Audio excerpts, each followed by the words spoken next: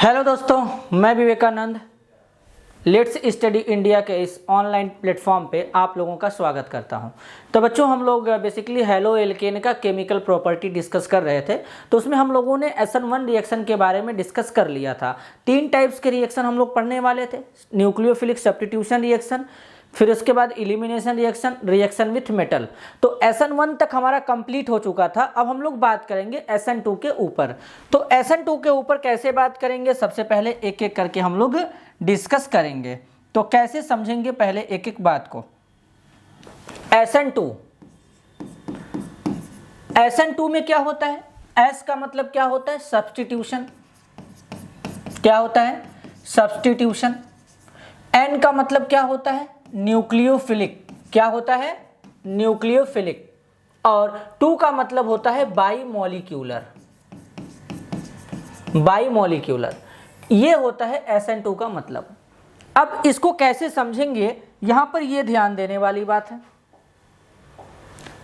अब जैसे इसमें कुछ खास बात, SN2 जो होता है ये बाईमॉलिक्यूलर होता है। अब बाईमॉलिक्यूलर होने का मतलब है कि कहीं ना कहीं इसका मॉलिक्यूलरिटी जो होता है, मॉलिक्यूलरिटी कितना होगा? 2 होगा। अब मॉलिक्यूलरिटी 2 होने का मतलब है कि रिएक्शन में 2 मॉलिक्यूल पार्टिसिपेट कर रहे हैं। इसके बाद इसका जो ऑर्डर होता है, क्या होता है बेटा? ऑर्डर। इसमें जो ऑर्डर होता है वो 2 होता है। अब ऑर्डर 2 होने का मतलब है कि जो रिएक्शन का रेट होता है वो एल्काइल हैलाइड के कंसंट्रेशन पे और न्यूक्लियोफाइल के कंसंट्रेशन पे, यानी दोनों के कंसंट्रेशन पे ही क्या करता है? डिपेंड करता है। इसके बाद ये जो होता है, इसमें किसी भी टाइप्स के इंटरमीडिएट का फॉर्मेशन नहीं होता है। इसमें ये खास बात यहां पर है कि इसमें किसी भी टाइप्स के इंटरमीडिएट का फॉर्मेशन नहीं होता है। अब इसमें कोई भी इंटरमीडिएट नहीं बनेगा, इसके जगह पे क्या बनता है? ट्रांजिशन स्टेट बनता है। क्या बनता है? ट्रांजिशन स्टेट बनता है। सबसे पहले इसको समझेंगे। तो यहां पर क्या बनता है, जैसे कि SN1 रिएक्शन में हमारा इंटरमीडिएट कार्बोकेटायन बन रहा था, लेकिन यहां पर कोई भी इंटरमीडिएट नहीं बनेगा, यहां पर केवल ट्रांजिशन स्टेट का फॉर्मेशन होता है। तो केवल और केवल इसमें ट्रांजिशन स्टेट बनता है। इस बात को हमको ध्यान देना है। नेक्स्ट बात यह है कि यहां पर हम लोग पोलर एप्रोटिक सॉल्वेंट का यूज करते हैं। किसका यूज करते हैं? PAS। PAS क्या होता है? Polar aprotic solvent.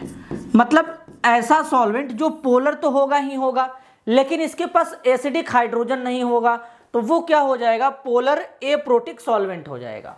अब जरा पोलर एप्रोटिक सॉल्वेंट के बारे में कुछ डिस्कस करते हैं। अब जैसे PAS, इसके बारे में डिस्कस करते हैं, तो किस तरीके से, जरा ध्यान देंगे। अब जैसे हमारा एसीटोन है।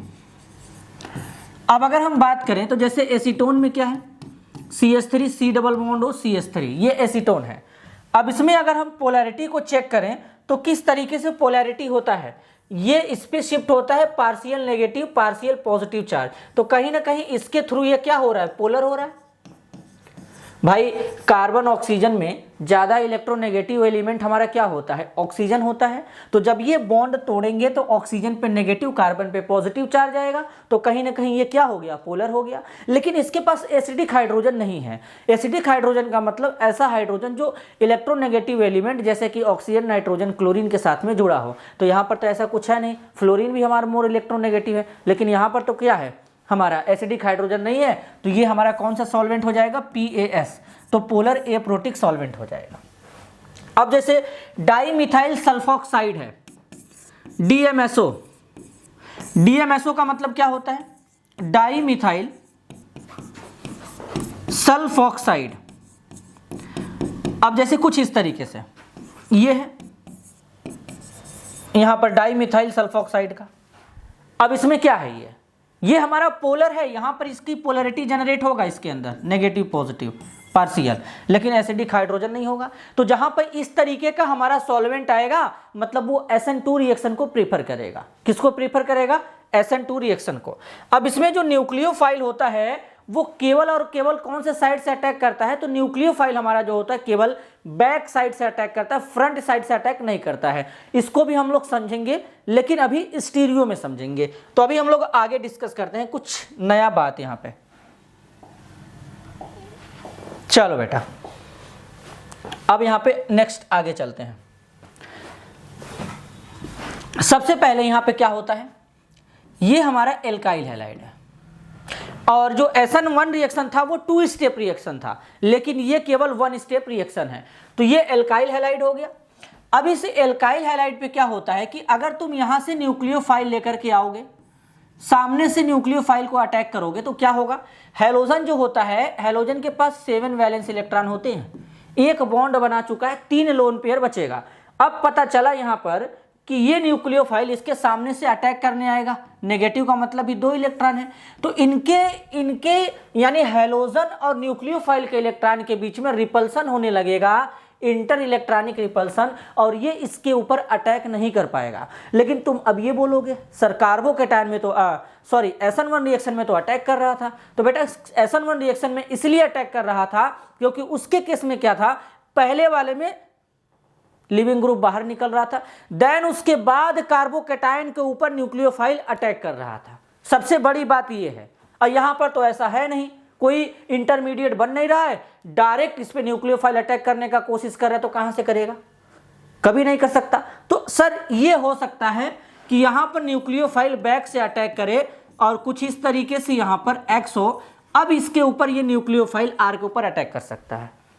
ऐसे देखो पीछे से अटैक करेगा, यानी न्यूक्लियोफाइल कहां से अटैक कर रहा है, बैक साइड से, बैक साइड से अटैक कर रहा है, पीछे से अटैक कर रहा है आर के ऊपर। देखो जब ऐसे अटैक करेगा तो अब यहां पे क्या होता है, डायरेक्ट प्रोडक्ट नहीं बनने वाला अपना, यहां पर ट्रांजिशन स्टेट बनेगा। और ट्रांजिशन स्टेट क्या होता है, जरा समझो ध्यान से।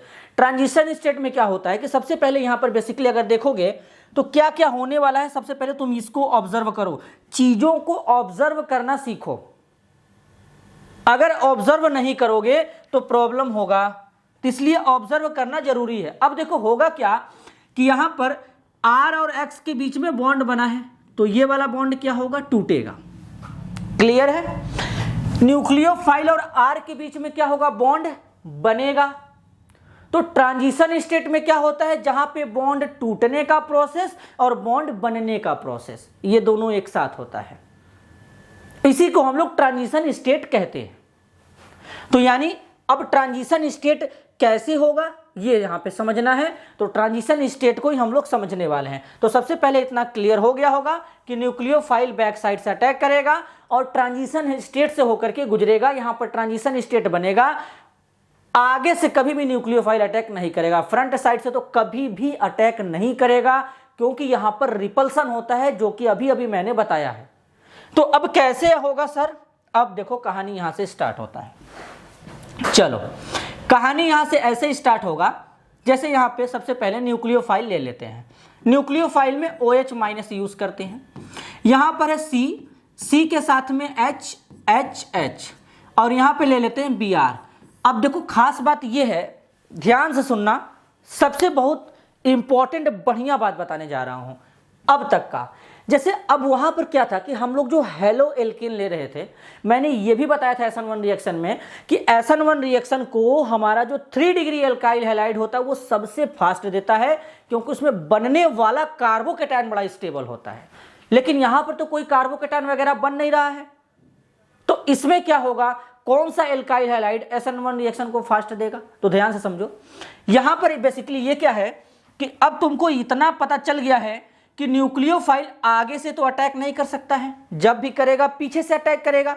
तो न्यूक्लियोफाइल जब पीछे से अटैक करेगा इस कार्बन के ऊपर, तो कहीं ना कहीं इस कार्बन के ऊपर जो हाइड्रोजन लगे हैं ये छोटे छोटे हाइड्रोजन हैं, लेकिन अगर इस हाइड्रोजन के अलावा यहां पर अगर बड़ा बड़ा ग्रुप लगाओगे तो कहीं ना कहीं OH- अटैक नहीं कर पाएगा। इस बात को ध्यान देना, क्यों, क्योंकि जैसे ही OH- पीछे से अटैक करने आएगा, अगर इस कार्बन के ऊपर बड़े बड़े ग्रुप लगे होंगे तो उनमें क्या होगा, रिपल्सन। इसी को क्या बोलते हैं, स्टेरिक हिंड्रेंस बोलते हैं केमिस्ट्री के लैंग्वेज में। बात समझ में आया। तो स्टेरिक हिंड्रेंस हो जाएगा। जब स्टेरिक हिंड्रेंस का मतलब होता है भीड़ भाड़ वहां पे ज्यादा हो जाएगा, बस इतना ही सा मतलब है।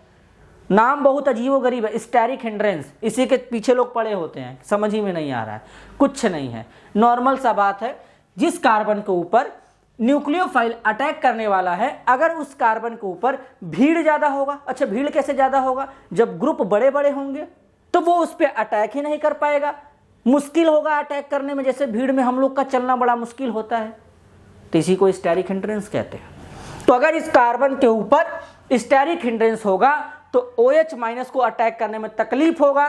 तो अगर तुम यहाँ पर 3 डिग्री अल्काइल हैलाइड लेते तो यहाँ पर मिथाइल लगा होता, और मिथाइल का साइज हाइड्रोजन से बड़ा होता है, तो यहाँ पर भी रिएक्शन नहीं होता, तो इसलिए यहाँ पर हाइड्रोजन लगा है। आगे क्लियर है, चलते हैं। देखो अटैक करेगा, अटैक करने के बाद ट्रांजिशन स्टेट बनेगा, ऑक्सीजन कार्बन के बीच में नया बॉन्ड बनेगा, और यहाँ का बॉन्ड जो है ये टूटेगा, नेगेटिव पॉजिटिव। तो जहां पर बनने वाला बॉन्ड और टूटने वाला बॉन्ड, इन दोनों का प्रोसेस एक साथ होता है, उसे क्या कहते हैं, ट्रांजिशन स्टेट। तो देखो क्या बनेगा, C यहां पर Br लग जाएगा। अब यहां पे क्या है, हाइड्रोजन है, लो हाइड्रोजन लग जाएगा यहां पे। अब यहां पर ध्यान से समझने वाली बात है, यहां पर ध्यान से समझने वाली बात है, इस वाले बॉन्ड को जरा हटाते हैं। यहां पे देखो, इस बॉन्ड को थोड़ा डॉट लाइन से बनाएंगे, ये है BB का मतलब है बॉन्ड ब्रेकिंग। बॉन्ड ब्रेकिंग का मतलब यहां पे बॉन्ड टूट रहा है। अब जब यहां से OH माइनस लगाओगे तो क्या होगा, यहां से जब OH जुड़ेगा तो ये क्या हो जाएगा, ये वाला बॉन्ड हो जाएगा BF का मतलब होता है बॉन्ड फॉर्मेशन। तो ये बॉन्ड ब्रेकिंग, ये बॉन्ड फॉर्मेशन, यहां पर दोनों प्रोसेस एक साथ हो रहा है, इसे क्या लिख दोगे, TS का मतलब क्या होगा, ट्रांजिशन स्टेट। अब क्या होगा, अब ये Br बाहर चला जाएगा, जैसे ही Br यहाँ पे माइनस के फॉर्म में बाहर जाएगा, OH यहाँ पे अटैक हो जाएगा, और अटैच्ड होने के साथ साथ देखो सबसे बड़ी बात यही है, स्टीरियो केमिस्ट्री में मैं समझाऊंगा, मैं पहले ही बता रहा हूं, और बहुत ही खूबसूरत सा है दृश्य नजारा दोनों। तो पहले तो यहां से अटैक हो जाएगा। अब देखो खास बात यह है कि ये OH माइनस पीछे से अटैक कर रहा है। अब मान लो यहां पर जैसे कोई छाता है, छाता मतलब अम्ब्रेला, तुम लोग तो जानते हो, कोई दिक्कत नहीं है, यहां पर है ऐसे पीछे से। अब छाता ओपन है पूरी तरीके से, अब ओपन है तो देखो ऐसे होगा, जब तुम इसको पीछे से धक्का दोगे तो छाता पलट जाएगा। तो पलटने का मतलब क्या है, उल्टा हो जाएगा। तो कुछ यहां पर भी ऐसा ही होता है, OH माइनस जब इस कार्बन पर अटैक करता है तो ये पलट जाता है, उल्टा हो जाता है। जब ये उल्टा हो जाएगा तो कुछ इस तरीके से अपने को दिखेगा। तो यहां पर क्या हो जाएगा, कार्बन के साथ में OH इधर लग जाएगा, हाइड्रोजन इधर आ जाएगा, ये हाइड्रोजन इधर आएगा, तो जस्ट प्रोडक्ट उल्टा बन जाता है। मतलब जिस डायरेक्शन में, इसको क्या कहते हैं, लिविंग ग्रुप कहते हैं। मैं एक ही टॉपिक पे इतना समय इसलिए लगा रहा हूं ताकि तुमको क्लियर हो, ये लिविंग ग्रुप है। तो यानी जिस साइड से लिविंग ग्रुप लगा होता है उस साइड से तो SN2 रिएक्शन में न्यूक्लियोफाइल अटैक करता नहीं है, उसके जस्ट अपोजिट साइड से अटैक करता है। तो जस्ट अपोजिट साइड से अटैक करेगा तो इस केस में क्या होगा, प्रोडक्ट उल्टा हो जाता है। और इसको ऑब्जर्व करने वाले साइंटिस्ट का नाम था वाल्डेन, तो इसी को वाल्डेन इन्वर्जन कहते हैं। क्या कहते हैं, इसी को वाल्डेन इन्वर्जन कहते हैं। क्लियर है। तो यही यहां पर रीजन है कि यहां पर प्रोडक्ट उल्टा बनता है, और D और L यहां पे नहीं बनता है, इसको ध्यान देना है। और यहां पर ये जो मैंने तुमको बताया है वाल्डेन इन्वर्जन, यही इसका स्टीरियो केमिस्ट्री भी है। क्या है, यही इसका स्टीरियो केमिस्ट्री है। तो इस तरीके से देखो SN2 रिएक्शन जो है वो कंप्लीट होता है, एक स्टेप रिएक्शन है। अब जरा देखो यहां पे आगे, यहां पे अब देखो आगे, अब यहां पे क्या होगा, जैसे रेट ऑफ रिएक्शन क्या होगा, रेट ऑफ रिएक्शन जो होता है वो किसके ऊपर डिपेंड करेगा, तो एक तो एल्काइल हैलाइड के कंसंट्रेशन पे डिपेंड करेगा, दूसरा न्यूक्लियोफाइल के कंसंट्रेशन पे डिपेंड करेगा। तो एक इसका पावर, एक इसका पावर, तो यानी जो रेट ऑफ रिएक्शन होगा वो यहाँ पे क्या हो जाएगा, Rx के पावर में 1 और इसके पावर में भी क्या हो जाएगा, 1 हो जाएगा। पावर ऐड कर दोगे ROR, यानी रेट ऑफ रिएक्शन बराबर क्या 2 आ जाएगा। और इस रिएक्शन का जो ऑर्डर है, ऑर्डर कितना बनेगा सर 2 बनेगा, क्योंकि इनके पावर का जो सम होता है उसी को ऐड करने पर ऑर्डर ऑफ रिएक्शन आता है। ये मैंने पढ़ा रखा है केमिकल काइनेटिक्स में। तो इस तरीके से अपना ये जो SN2 रिएक्शन होता है फॉलो होता है SN1 और SN2 से। SN2 का भी मैंने स्टीरियो बताया, अभी तुम लोगों ने देखा होगा। स्टीरियो में क्या था कि कैसे वाल्डेन इन्वर्जन होता है। तो वाल्डेन इन्वर्जन ऐसे ही होता है, मतलब प्रोडक्ट अपना पलट जाता है पूरी तरीके से। क्या खूबसूरत से एकदम मतलब ऑब्जर्व किया गया था, और ऑब्जर्व करने वाले साइंटिस्ट का नाम था वाल्डेन। इसी के बेसिस पे इसे वाल्डेन इन्वर्जन कहते हैं। तो ये यहाँ पर रीजन है। अब आगे चलते हैं। अब कौन सा एल्काइल हैलाइड यहां पर इस रिएक्शन को फास्ट देगा। तो ये देखो मिथाइल हैलाइड है, ये है 1 डिग्री एल्काइल हैलाइड, ये है 2 डिग्री एल्काइल हैलाइड, और ये है 3 डिग्री एल्काइल हैलाइड। अब देखो बात को समझना, 1 डिग्री 2 डिग्री 3 डिग्री, बात को समझो। और ये मिथाइल हैलाइड, ठीक है, इतना तो क्लियर होगा ही होगा। अब देखो, अब ये बात है कि इनमें कौन सा SN2 रिएक्शन को फास्ट देगा। तो सबसे पहले SN2 रिएक्शन में क्या होता है बेटा, SN2 रिएक्शन में सर न्यूक्लियोफाइल जो होता है वो बैक साइड से यानी पीछे से अटैक करता है। आगे से क्यों नहीं अटैक करता, आगे से अटैक करेगा तो इनके पास जो लोन पेयर है इनमें क्या होता है, इंटर इलेक्ट्रॉनिक रिपल्सन होने लगेगा। तो यही रीजन है कि आगे से जो हमारा न्यूक्लियोफाइल होता है वो अटैक नहीं कर पाता है, पीछे से अटैक करता है। तो सर पीछे से अटैक करता है तो जिस कार्बन के ऊपर पीछे से अटैक करेगा उस कार्बन के ऊपर भीड़ भाड़ भी ज्यादा नहीं होना चाहिए। अगर उस कार्बन के ऊपर भीड़ भाड़ ज्यादा होगा तो वो SN2 रिएक्शन को धीरे देगा। तो जब धीरे देगा तो ऑर्डर क्या होगा, इस पे तो छोटा छोटा ग्रुप लगा है भाई, हाइड्रोजन है। अरे यार यहाँ पर तो एक एल्काइल ग्रुप आ गया, यहाँ पर तो 2 एल्काइल ग्रुप आ गए, ओहो भाई साहब यहाँ पे तो 3 एल्काइल ग्रुप आ गए। तब तो इसका हाल ही बेहाल है। मतलब 3 डिग्री एल्काइल हैलाइड तो हमारा SN2 रिएक्शन को प्रीफर ही नहीं करेगा। क्यों नहीं प्रीफर करेगा, क्योंकि इस कार्बन के ऊपर स्टेरिक हिंड्रेंस ज्यादा है। अटैक ही नहीं करेगा तो रिएक्शन कहां से होगा। तो ऑर्डर क्या लगाएंगे, ऑर्डर यहाँ पे ये लगा देंगे, जस्ट अपोजिट CH3X, इसके पीछे RCH2X, इसके पीछे R2CHX, इसके पीछे R3CX। इधर क्या हो जाएगा, increasing order of SN2 reaction का रेट इधर बढ़ेगा। यानी ये मिथाइल हैलाइड SN2 रिएक्शन को फास्ट देगा। इससे कम 1 डिग्री, इससे कम 2 डिग्री, भाई साहब 3 डिग्री तो दे ही नहीं सकता। इस पे तो अब एकदम जबरदस्त एल्काइल हैलाइड यहाँ पर बल्कि ग्रुप लग चुका है। तो यानी 3 डिग्री जब भी आएगा, पोलर प्रोटिक सॉल्वेंट आएगा, तो उसके केस में हम लोग क्या दिमाग में डालेंगे, SN1 रिएक्शन प्रेफर होगा। लेकिन इनके अलावा अगर पोलर ये प्रोटिक सॉल्वेंट आता है, ये सब आता है, तो ये सब SN2 रिएक्शन को प्रीफर करते हैं। तो इस तरीके से SN1 रिएक्शन, SN2 रिएक्शन और इसका स्टीरियो केमिस्ट्री कंप्लीट हो चुका है। नेक्स्ट लेक्चर में हम लोग बात करेंगे एलिमिनेशन रिएक्शन क्या होता है और ये किस तरीके से प्रोसीड होता है, इसके बारे में डिस्कस करेंगे। जब अपना चैप्टर कवर हो जाएगा, खत्म हो जाएगा, तो उसमें हम लोग NCERT के बहुत सारे क्वेश्चन भी डिस्कस करेंगे, किस तरीके से बोर्ड लेवल पे क्वेश्चन पूछा जाता है या किसी अदर जो भी कॉम्पिटिटिव एग्जाम होते हैं, सबको डिस्कस करेंगे एक एक करके। तो बेसिकली आज के लिए बस इतना ही, मिलते हैं अगले वीडियो में, तब तक के लिए धन्यवाद।